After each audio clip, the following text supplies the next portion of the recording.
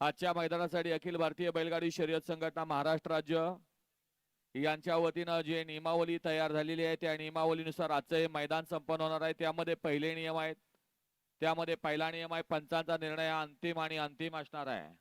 नियम क्रमांक 2 गट सेमी आणि फायनल तिन्ही लॉटचे निकाल हे बैलाचा जो अवयव पुढे असणार आहे त्या अवयवावरती या ठिकाणी निकाल दिला जाणार आहे। नियम क्रमांक 3 गटाला सामना झाला, सेमीला संधी आहे आणि सेमीला सामना झाला, दोघात संगनमत करावं लागणार आहे। आणि जर दोन बैलगाडी मालकामध्ये संगनमत झालं नाही तर या ठिकाणी लक्षात घ्यायचं आहे दोघांच्या नावाच्या चिठ्ठ्या उडवल्या जातील। त्यातली जी चिठ्ठी येणार आहे ती गाडी फायनलला पळेल आणि दोघात ते बक्षीस विभागून दिलं जाईल।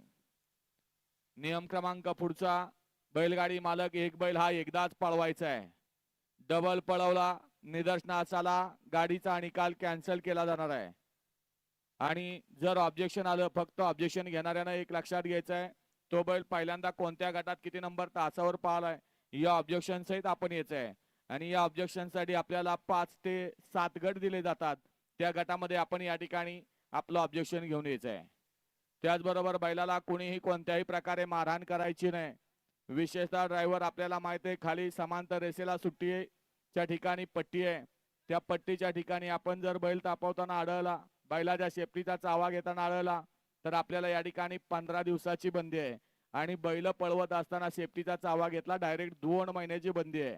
त्याचबरोबर बैलाला कोणीही मारहाण करायची नाही। मारहाणमध्ये जरी कुणाचं व्हिडिओ शूटिंग मध्ये लक्षात आलं तर त्याच्यावरही या ठिकाणी संघटनेतर्फे बंदी घालण्यात येणार आहे। त्याचबरोबर बैलगाडी मालक लक्षात घ्यायचंय खाली समांतर रेषेला जी पट्टी आहे त्या पट्टीचा नियम आपणा सर्वांना ज्ञात आहे, तरी सुद्धा लक्षात घ्या पाय पुढाला तो सुट्टी मेकरचा असो किंवा बैलाचा असो त्या ठिकाणी निकाल हा कॅन्सल केला जाईल। त्याचबरोबर आता नवीन चालूला जे 4 नियम झालेले आहेत त्यामध्ये सर्वात महत्त्वाचा नियम आहे तो पावतीचा।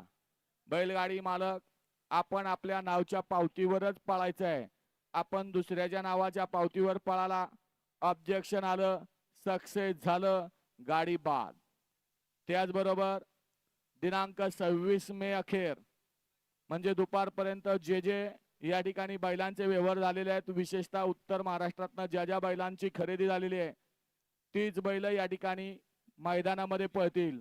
त्यामध्ये आपल्याला या ठिकाणी खरेदीचा जो काय बॅनर असेल किंवा खरेदीसाठी आपण जे ऑनलाईन पैशाचा व्यवहार केला असेल ते या ठिकाणी संघटनेकडे किंवा आयोजकांच्याकडे आपल्याला दाखवावं लागेल। त्याचबरोबर उत्तर महाराष्ट्रातला कोणताही बैल या स्पर्धेमध्ये सहभागी होणार नाही, कारण पश्चिम महाराष्ट्र मर्यादित आजची शर्यत आहे।